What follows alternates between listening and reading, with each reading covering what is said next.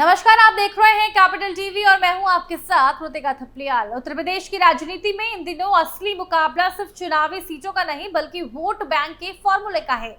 एक तरफ अखिलेश यादव का पीडीए यानी पिछड़े, दलित और अल्पसंख्यक वर्गों को एकजुट करने की रणनीति, जिसके जरिए समाजवादी पार्टी भाजपा के हिंदुत्व और विकास नैरेटिव को सीधी चुनौती देना चाहती है। दूसरी तरफ भाजपा भी खामोशी से इस फॉर्मूले की काट करने को तैयारी कर रही है और वो एक रणनीति है ओबीसी चेहरों को आगे करने की, पंचायत चुनाव में मुस्लिम उम्मीदवारों को समर्थन देने की और सबसे बड़ी बात कि राष्ट्रवादी विकास के नैरेटिव से एक अलग सामाजिक समीकरण गढ़ने की कोशिश की है। सवाल ये है कि क्या भाजपा का ये मल्टी लेयर दाव वाकई पीडीए कार्ड को कमजोर कर पाएगा? देखिए हमारी एक खास रिपोर्ट।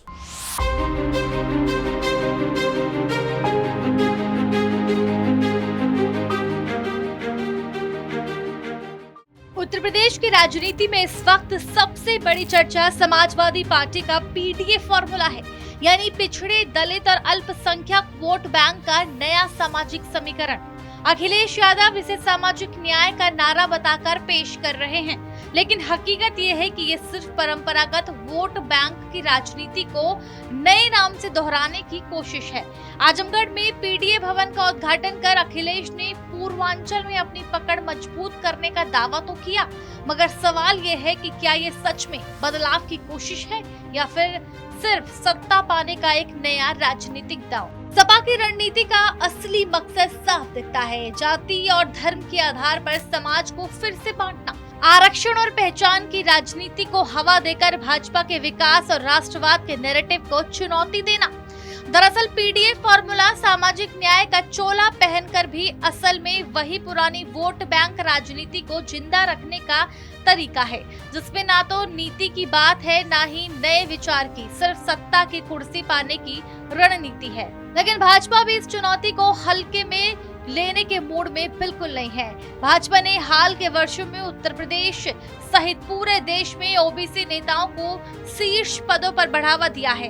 केशव प्रसाद मौर्य, भूपेंद्र सिंह चौधरी और स्वतंत्र देव सिंह जैसे चेहरे भाजपा के पिछड़े वर्ग को साधने की रणनीति का हिस्सा रहे हैं। सिर्फ यही नहीं, बीएसपी के कमजोर पड़ने के बाद भाजपा ने दलित समुदाय को जोड़ने के लिए प्रधानमंत्री आवास योजना, उज्ज्वला योजना और हर घर जल जैसी योजनाओं के जरिए एक नया लाभार्थी वोट बैंक तैयार किया है। इसके साथ ही भाजपा ने दलित आइकॉन डॉक्टर भीमराव अंबेडकर के नाम पर स्मारकों के निर्माण और कई योजनाओं से भी दलित समाज में अपनी सॉफ्ट छवि बनाने की कोशिश की है। अब बात करते हैं अल्पसंख्यकों की। भाजपा का अल्पसंख्यक मोर्चा उत्तर प्रदेश की आगामी पंचायत चुनावों में बड़ा दांव खेलने की तैयारी में है। पार्टी मुस्लिम बहुल पंचायतों में करीब 2000 प्रधान पद और 120 जिला पंचायत सदस्य पदों पर मुस्लिम उम्मीदवारों को बाहर से समर्थन देने की रणनीति पर काम कर रही है। क्योंकि भाजपा पंचायत चुनाव सिंबल पर नहीं लड़ती, इसलिए मुस्लिम प्रत्याशियों को बैकडोर से सपोर्ट कर सपा के सबसे मजबूत वोट बैंक में सेंध लगाने की कोशिश की जा रही है। भाजपा जानती है कि कई ऐसी ग्राम सभाएं और जिला पंचायत सीटें हैं जहां बिना मुस्लिम वोट की जीत आसान नहीं है, इसलिए डैमेज कंट्रोल के लिए ये रणनीति तैयार की जा रही है। इसके साथ ही भाजपा एक और बड़ा दांव खेलने की तैयारी में है। माना जा रहा है कि सपा के पीडीए कार्ड के तौर पर भाजपा प्रदेश अध्यक्ष के लिए पूर्वांचल के किसी ऐसे चेहरे को चुन सकती है जो सामाजिक समीकरण को साध सके और पूर्वांचल की राजनीति में अखिलेश की पकड़ को चुनौती दे सके। भूपेंद्र सिंह चौधरी का कार्यकाल पूरा हो चुका है। इससे पहले भी केशव प्रसाद मौर्य और स्वतंत्र देव सिंह जैसे ओबीसी नेताओं को प्रदेश अध्यक्ष बनाकर भाजपा ने पिछड़े वर्ग को साधा था। सवाल यही है कि क्या भाजपा का नया प्रदेश अध्यक्ष वाकई पीडीए कार्ड की काट साबित होगा? क्या मुस्लिम प्रत्याशियों को पंचायत चुनाव में उतारकर सपा के वोट बैंक में सेंध लगाई जा सकेगी?